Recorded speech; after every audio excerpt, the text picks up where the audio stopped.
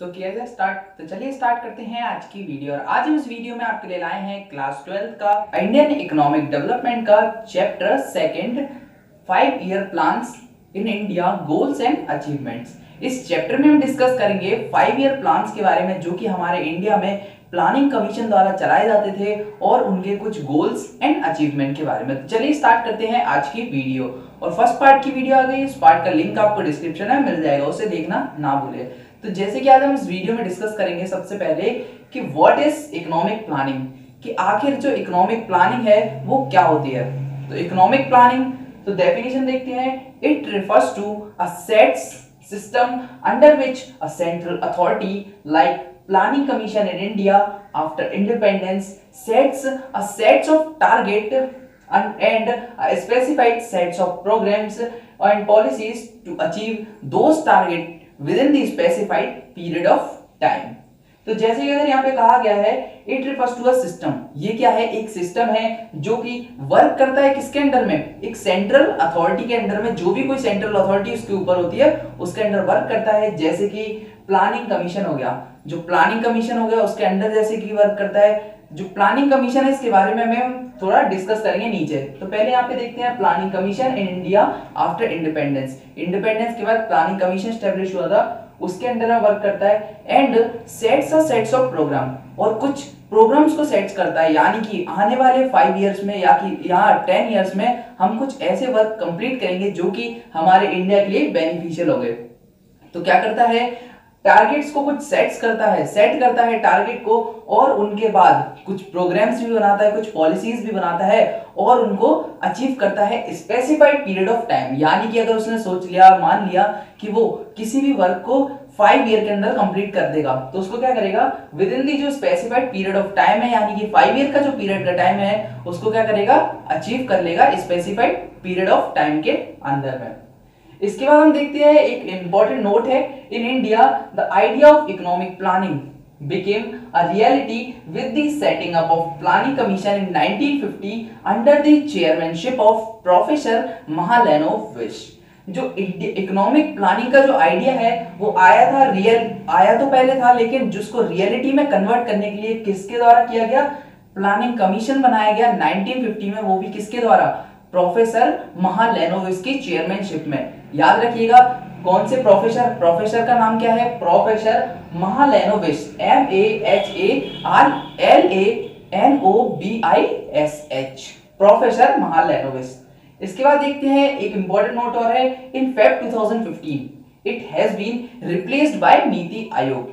2015 यानी कि 2015 रिसेंटली इसको कन्वर्ट किसमें किया गया, नीति आयोग में कन्वर्ट कर दिया गया। यानी कि जो प्लानिंग कमीशन इसका ओल्ड नेम था, 1950 में स्टैब्लिश हुआ था, इसको नाम को चेंज किया गया 2015 में, उसका नाम क्या रख दिया गया, नीति आयोग। नीति आयोग का फुल फॉर्म भी हम देखते हैं कि आखिर फुल फॉर्म क्या था। तो उसका नीति आयोग का जो फुल फॉर्म था, national institute of transforming India. याद रखिएगा इस फुल फॉर्म को, याद रखिए क्योंकि आपके एग्जाम्स में जनरली 2 और 1 मार्क्स में इंपॉर्टेंटली पूछ लिया जाता है। तो याद रखिएगा national institute of transforming India. Second आते हैं, what is the need of planning in India. अब जैसे कि अगर हम डिस्कस करें कि आखिर हमें प्लानिंग की जरूरत क्यों पड़ी, इकोनॉमिक जो प्लानिंग थी उसकी हमें जरूरत क्यों पड़ी, तो जैसे तो हमारे पास बहुत सारे रीजंस हैं, क्योंकि हमारी जो इकोनॉमी थी वो किससे, ब्रिटिश रूल से स्टैग्नेंट बैकवर्ड इकोनॉमी हो गई थी, क्योंकि उन्होंने क्या किया था, हमें एक्सप्लॉइट किया था। तो देखते हैं कुछ पॉइंट्स क्यों हमें इकोनॉमिक प्लानिंग की जरूरत पड़ी। तो पहला है, India inherited from the British a backward and stagnant economy. तो जैसे कि हमने पहले देखा था कि जो इंडियन इकोनॉमी थी वो किससे एक्सप्लॉइट हुई थी, ब्रिटिश रूल से, इसलिए क्या हो गई थी, बैकवर्ड एंड स्टैग्नेंट इकोनॉमी हो गई थी इसी वजह से। सेकंड आते हैं, it was backward as the level of output and productivity was very low. अब जो हमारी इंडियन इकोनॉमी थी उसको बैकवर्ड इकोनॉमी क्यों कहा जाता था, तो बैकवर्ड इसलिए कहा जाता था क्योंकि जो हमारा आउटपुट था, यानी कि जो हमारी प्रोडक्टिविटी पर हेक्टेयर थी वो क्या थी, बहुत ज्यादा ही कम थी। प्रोडक्शन जो हो रहा था हमारा, व्हीट, राइस, इन सब का जो प्रोडक्शन था वो बहुत ज्यादा ही कम हो गया था, इसलिए क्या हुआ था, हमारी इकोनॉमी जो थी वो बैकवर्ड हो गई थी, स्टैग्नेंट हो गई थी। सेकंड आते हैं, it was stagnant as GDP growth was very tardy और एक्सट्रीमली लो।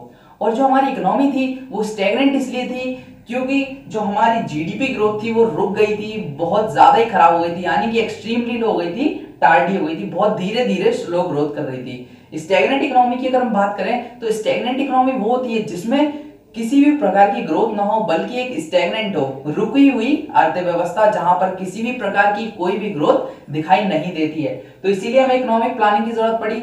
फिर से देखते हैं, India is inherited from British a backward and stagnant economy थी, स्टैग्नेंट एंड बैकवर्ड इकोनॉमी थी, क्योंकि ब्रिटिश रूल था, उन्होंने हमें एक्सप्लॉइट किया था। Second, it was backward as the level of output and productivity was very low, हमारी output and productivity जो थी वो बहुत ज्यादा ही कम थी। It was stagnant as GDP growth was extremely tardy और वेरी लो, जो हमारी इकोनॉमिक ग्रोथ थी, जीडीपी जो थी वो हमारी बहुत ज्यादा ही टार्डी थी, यानी कि एक्सट्रीमली लो थी।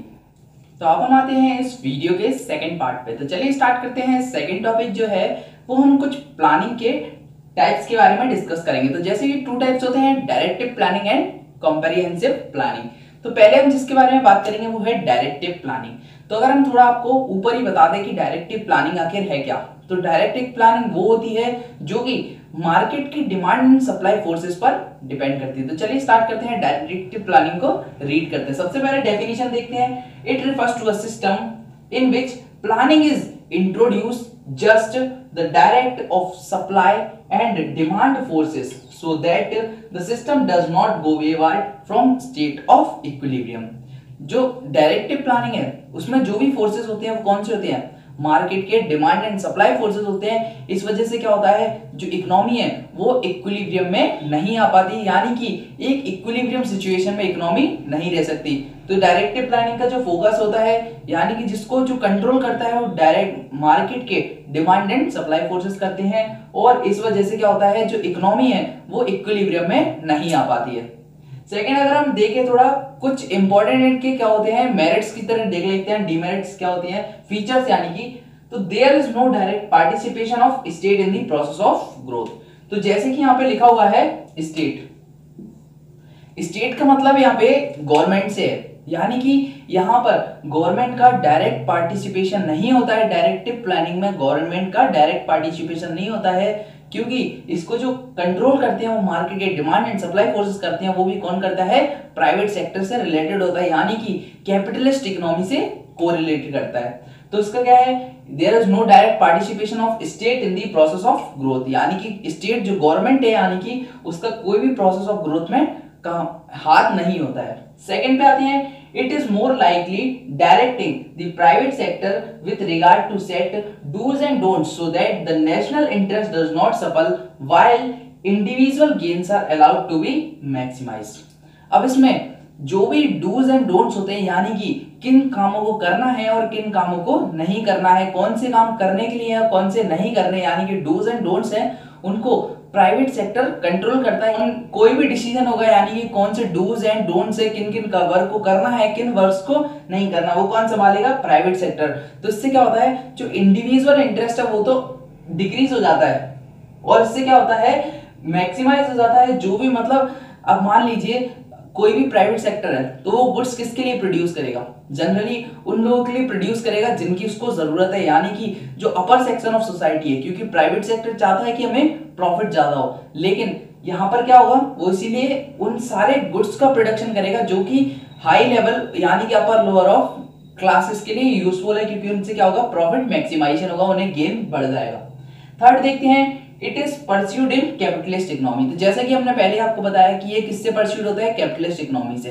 कैपिटलिस्ट इकोनॉमी की अगर हम बात करें तो जहां पर कोई भी वर्क को कोई भी डिसीजन होता है वो कौन लेता है, प्राइवेट सेक्टर, यानी कि प्राइवेट सेक्टर जो होता है वो कंट्रोल करता है कैपिटलिस्ट इकोनॉमी में।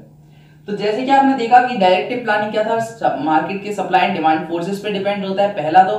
दूसरा, इनमें कोई भी गवर्नमेंट का हाथ नहीं होता है, यानी कि कोई भी डायरेक्ट पार्टिसिपेशन नहीं होता है गवर्नमेंट का, किसमें, ग्रोथ प्रोसेस में। सेकंड, इसमें जो भी वर्क होते हैं वो किसके लिए होते हैं, पर्सनल गेन के लिए होते हैं, यानी कि प्रॉफिट अर्निंग मोटिव होता है। और थर्ड जो पॉइंट है, it is pursued as capitalist economy, यानी कि ये कैपिटलिस्ट इकोनॉमी की तरह होता है जहां पर प्राइवेट सेक्टर वर्क करता है।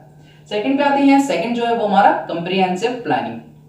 तो कॉम्प्रिहेंसिव प्लानिंग में क्या है, डेफिनेशन देखते हैं। It refers to a system which government herself participate in the process of growth and development. अब यहाँ पे जैसा कि साफ डेफिनेशन में लिखा है कि कॉम्प्रिहेंसिव प्लानिंग वो होती है जहां पर गवर्नमेंट का डायरेक्टली पार्टिसिपेशन होता है ग्रोथ एंड डेवलपमेंट प्रोसेस में।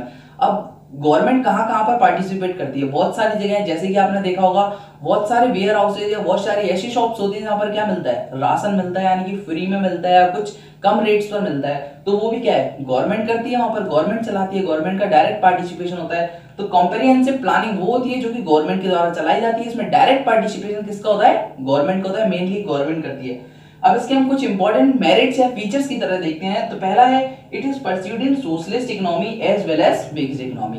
तो अगर ये दोनों, ये जो है वो किससे परस्यूड होता है, पहला तो socialist economy and second is mixed economy. Socialist economy की अगर हम बात करें तो सोशलिस्ट इकोनॉमी जहां पर दोनों ही सोशलिस्ट इकोनॉमी की अगर हम बात करें जहां पर कोई भी वर्ग, कोई भी डिसीजन जो होता है वो कौन लेता है, गवर्नमेंट लेती है। और मिक्स्ड इकोनॉमी में क्या है, मिक्स्ड इकोनॉमी में जहां पर दोनों ही मिक्स करके डिसीजंस लेते हैं, 50% प्राइवेट सेक्टर के पास होगा या 50 से ज्यादा होगा या 50 से कम होगा, और बाकी का बचा हुआ किसके पास होगा, गवर्नमेंट के पास होगा। तो दोनों डिसीजंस लेते हैं, तो किसके लिए होंगे, दोनों एक दूसरे के लिए बराबर कर लेते हैं कि ज्यादा इकोनॉमी को लॉस भी ना हो और जो उन्हें सोशल वेलफेयर भी होता रहे हमारी इकोनॉमी का।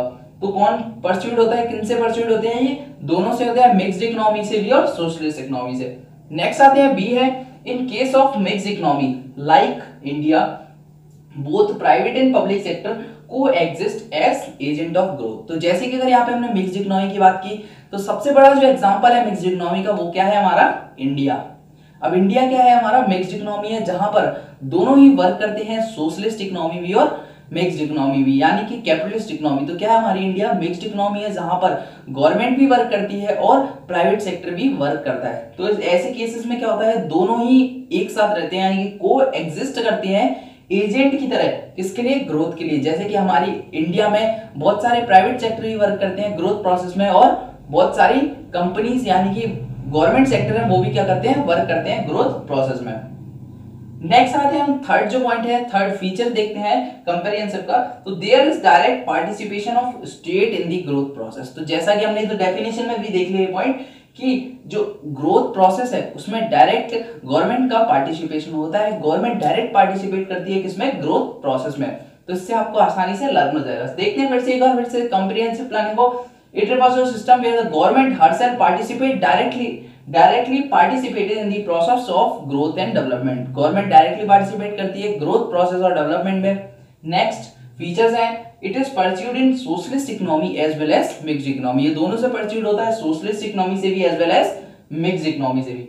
Next, in case of mixed economy like India both are coexist as agent of growth. जब इंडिया जैसे की तरह बात करें, जैसे कि मिक्स्ड इकोनॉमी इंडिया की तरह जहां पर दोनों ही सिचुएशन होती हैं, तो वहां पर क्या करते हैं, को एग्जिस्ट करके दोनों चलते हैं, दोनों एजेंट बन के चलते हैं, यानी कि मिडल मैन बन के काम करते हैं, दोनों ही सेम लेवल पे वर्क करते हैं, या फिर कोई ऊपर भी हो सकता है, जैसे कि गवर्नमेंट का 51 भी हो सकता है। तो इस तरह दोनों मिलकर वर्क करते हैं। Third, there is direct participation of state in the growth process. और इसमें क्या होता है, डायरेक्टली पार्टिसिपेशन होता है गवर्नमेंट का ग्रोथ प्रोसेस में। तो आज के आपको आसानी से ये सब चैप्टर समझ आ गया होगा, इसमें हमने बहुत सी इंपॉर्टेंट चीजें डिस्कस की थी। तो आज की वीडियो हमारी यहीं पे कंप्लीट होती है।